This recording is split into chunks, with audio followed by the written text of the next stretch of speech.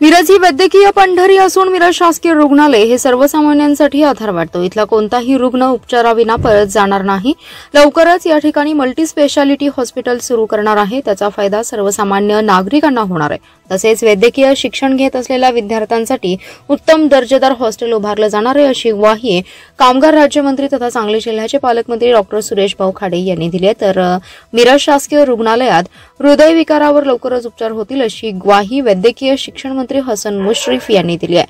शासकीय वैद्यकीय महाविद्यालय आणि रुग्णालयातील अत्याधुनिक अशा MRI मशीनचे तसेच CSSD विभागाचे उद्घाटन पालकमंत्री सुरेश खाडे तसेच राज्याचे वैद्यकीय शिक्षण आणि विशेष सहाय्य मंत्री आणि कोल्हापूर जिल्ह्याचे पालकमंत्री हसन मुश्रीफ यांच्या अध्यक्षतेखाली पार पडले। यावेळी जिल्ह्यातील खासदार, आमदार, शासकीय वैद्यकीय महाविद्यालयाचे अधिष्ठाता, जिल्हाधिकारी, पोलीस अधीक्षक उपस्थित होते। यावेळी सुरेश खाडे म्हणाले, शासकीय वैद्यकीय महाविद्यालय व रुग्णालय मिरजला गेल्या काही वर्षात कोट्यवधी रुपयांचा निधी दिला असून यामुळे रुग्णालयात अनेक सुविधा गोरगरिबांसाठी उपलब्ध झाल्या आहेत।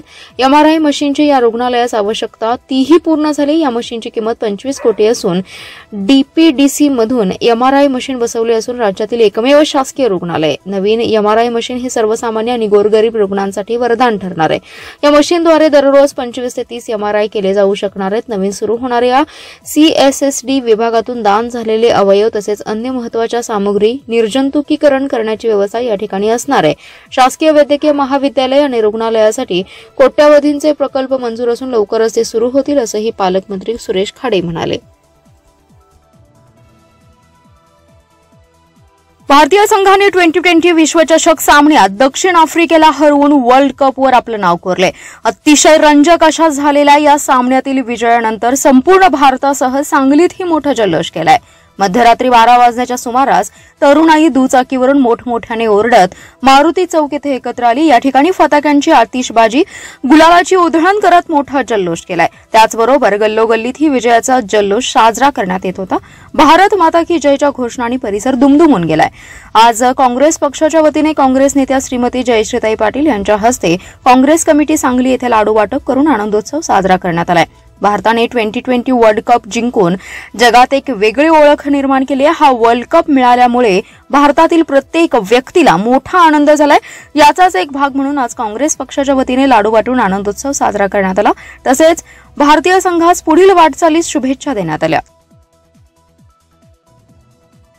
कडेगाव शहरात गॅस्ट्रोचे रुग्ण मोठ्या प्रमाणात आढळून येत आहेत। ही साथ नियंत्रणात आणण्यासाठी सर्वतोपरी उपाययोजना राबवा, अशा सूचना आमदार विश्वजित कदम यांनी आरोग्य विभागास दिल्या। कडेगाव शहरात गॅस्ट्रोचे सुमारे 35 रुग्ण आढळून आले। त्यातील अनेक रुग्ण ग्रामीण रुग्णालय कडेगाव येथे उपचार घेतात। या रुग्णांची विचारपूस माजी मंत्री आमदार विश्वजित कदम यांनी ग्रामीण रुग्णालयात जाऊन घेतले। यावेळी ते बोलत होते। यावेळी युवा नेते डॉ. जितेश कदम, तालुका आरोग्य अधिकारी डॉ. आशा चौगुले, ग्रामीण रुग्णालयाच्या वैद्यकीय अधीक्षक डॉ. अर्चना कोडक उपस्थित होत्या।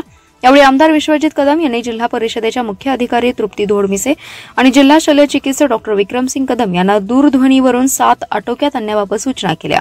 रुग्णसंख्या वाढू नये याबाबत काळजी आणि दक्षता घ्यावी, साथ आटोक्यात आणण्यासाठी वाटेल ती मदत करू, अशी ग्वाही त्यांनी यावेळी दिली आहे। यावेळी कडेगाव नगरपंचायतीचे विरोधी पक्षनेते विजय शिंदे, नगरसेवक सिद्दीक पठाण, सागर सूर्यवंशी, महेश जाधव आदी जण उपस्थित होते।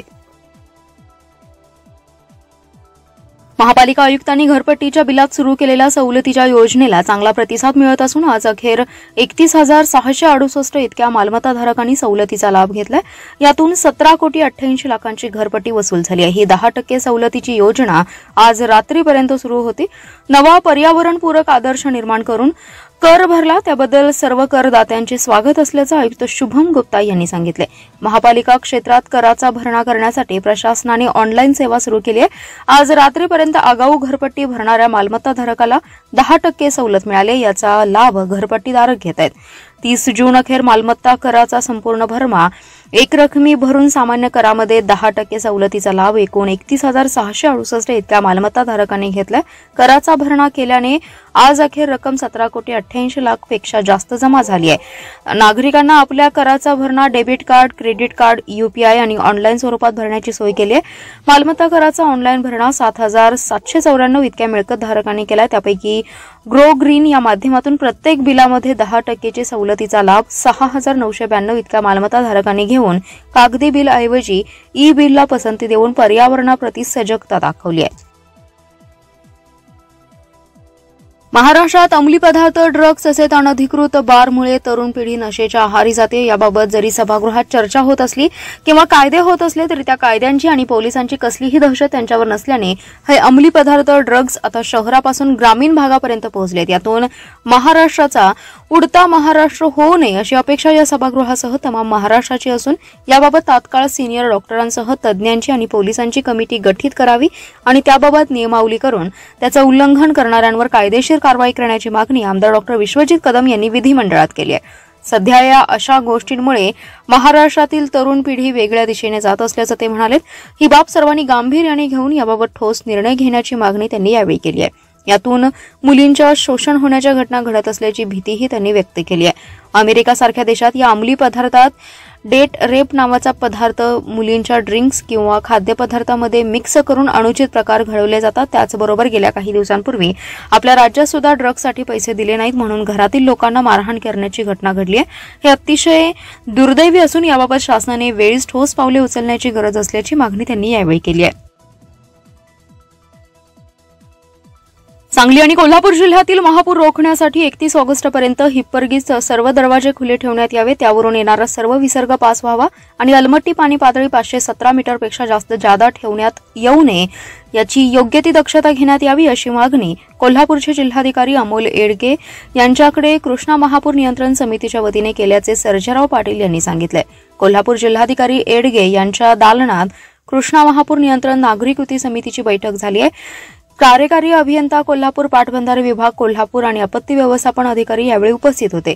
यावेळी 31 ऑगस्टपर्यंत हिप्परगी बॅरेजचे दरवाजे पूर्णपणे उघडे ठेवून आलेला विसर्ग खाली सोडण्याबाबत चर्चा होऊन याबाबत दक्ष योग्य ती कार्यवाही करण्याचं मान्य केलं होतं. सध्या हिप्परनी बॅरेजचे 22 पैकी 16 दरवाजे बंद असून हिप्परगीमध्ये येणारा विसर्ग हा 21,000 क्युसेक आहे. हिप्परगीच्या उघडलेल्या 6 दरवाजातून 12,000चा विसर्ग पास होतो. हिप्परगीची आजची पाणी पातळी 522.60 मीटर आहे. त्यामुळे हिप्परगीतील पाण्याच्या फुगीमुळे राजापूर बंधारा, पंचगंगेवरील शिरोळ, तेरवाड बंधारा पाण्याखाली गेलाय. तसेच पाणलोट क्षेत्रात पडणाऱ्या पावसामुळे कोल्हापूर येथील राजाराम बंधाराही विसर्ग योग्य पद्धतीने पास न झाल्यामुळे तो पाण्याखाली गेलाय. वाहतूक बंद झाली आहे. पाटबंधारे खात्याच्या निष्काळजी, जनहिताकडे दुर्लक्ष करणाऱ्या, नियोजन शून्य आणि ढिसाळ कारभारामुळे परिस्थिती 30 जून रोजी ही निर्माण झाली. हवामान खात्याच्या अंदाजानुसार सरासरीपेक्षा जास्त पाऊस पडण्याचा अंदाज वर्तवले जात आहे. त्यामुळे 31 ऑगस्टपर्यंत हिप्परगीत सर्व दरवाजे खुले ठेवण्यात यावेत अशी मागणी करून त्याची कार्यवाही करण्यात यावी अशी विनंती महापूर समितीने केली आहे. गटप्रवर्तकांच्या महिलांच्या मानधनवाढी संदर्भात या 8 दिवसांमध्ये निर्णय घेतला जाईल असे आश्वासन राज्याचे उद्योगमंत्री उदय सामंत यांनी दिले. गटप्रवर्तक महिलांनी नुकतीच उद्योगमंत्री आणि रत्नागिरीचे जिल्ह्याचे पालकमंत्री उदय सामंत यांची भेट घेऊन गटप्रवर्तक महिलांचे दरमहा 10,000 रुपये मानधनवाढ आणि ज्या गटप्रवर्तकांची 10 वर्ष पूर्ण झालेली आहेत त्यांची सेवा समायोजन करावे याबाबत निवेदन दिले. सामंत यांच्याशी झालेल्या चर्चेमध्ये गटप्रवर्तक सुरभी भोसले, स्वाती वरवडेकर आणि साक्षी चव्हाण यांनी सांगितले की 19 जून 2024 रोजी आम्ही गटप्रवर्तक महिला प्रतिनिधी आणि शंकर पुजारी यांच्यासह मिलिंद म्हैसकर यांना भेटून निवेदन दिले. या संदर्भात तातडीने उदयजी सावंत यांनी महाराष्ट्र राज्य सार्वजनिक आरोग्य विभागाचे अप्पर मुख्य सचिव मिलिंद म्हैसकर यांच्याशी फोनवरून चर्चा केली.